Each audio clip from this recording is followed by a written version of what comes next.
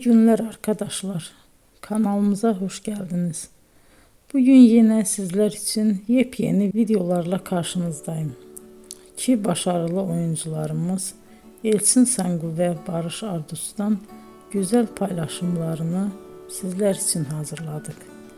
Elçin Sangu, Sevdim Alabora, Yalancı ve Mumları, Kiralık Aşk, İyi Günde Kötü Günde bu dizilerde rol almış ve herkes tarafından çok beğenilmiştir.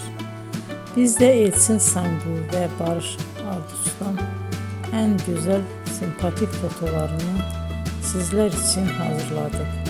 Bu karelerin devamını istiyorsanızsa emeğe saygı olarak kanalımıza abone olup yorum yazmayı unutmayın arkadaşlar. Teşekkür ederim.